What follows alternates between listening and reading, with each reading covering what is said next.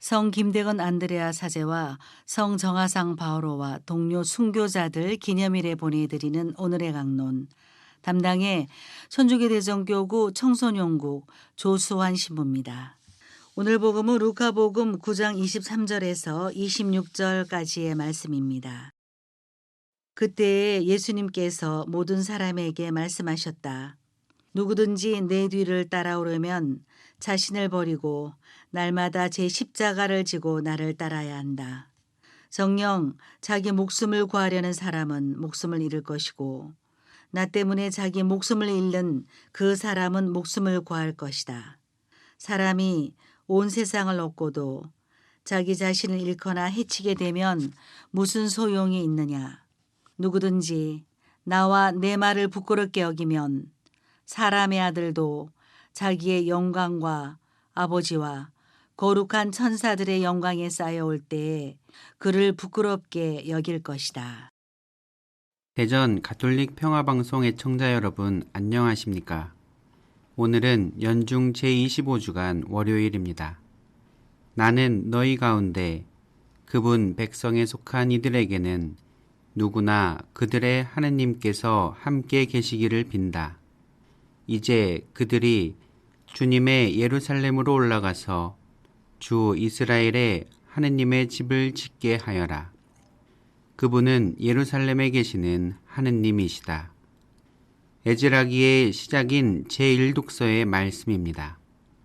주님께서는 페르시아 임금 키루스의 마음을 움직이시어 바빌론 유배 중인 이스라엘 백성이 예루살렘으로 돌아가 성전을 다시 짓도록 명하십니다. 하느님께서는 어둠 속에 살고 있던 이스라엘 백성을 빛의 세상으로 이끄십니다. 페르시아 임금 키루스는 파스카 신비를 드러내 보여주는 통로가 됩니다. 이스라엘 백성의 기쁨을 오늘 화답송에서 시편으로 노래합니다. 주님, 시온을 귀향에서 풀어주실 때 우리는 마치 꿈꾸는 듯하였네. 그때 우리 입에는 웃음이 넘치고 우리 혀에는 환성이 가득 찼네. 눈물로 씨 뿌리던 사람들 환호하며 거두리라. 뿌릴 씨 들고 울며 가던 사람들 곡식단 안고 환호하며 돌아오리라. 이런 파스카의 기쁨은 2000년 전 이스라엘 백성에게만 주어지는 것이 아닙니다. 바로 오늘을 살아가는 우리에게도 주어집니다. 매일 새롭게 주어지는 하루하루는 어둠에서 빛으로 나아가는 파스카의 신비가 드러나는 장입니다. 물론 어느 날은 인간인 우리가 느끼기에 더 깊은 어둠으로 느낄 수도 있습니다. 하지만 더 짙은 어둠마저도 하느님께서는 새로운 삶으로 나아가는 길로 만들어주심을 기억해야 합니다. 그런 힘을 주는 것, 알 수 있도록 하는 것은 바로 성체와 말씀입니다. 우리는 우리가 모시는 성체를 통해 더 건강하게 성장합니다.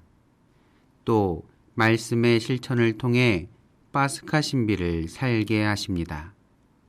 주님의 말씀을 통해 우리는 어둠 속에서 인내하고 빛으로 나아가 하느님 현존을 증거하는 삶을 살게 됩니다.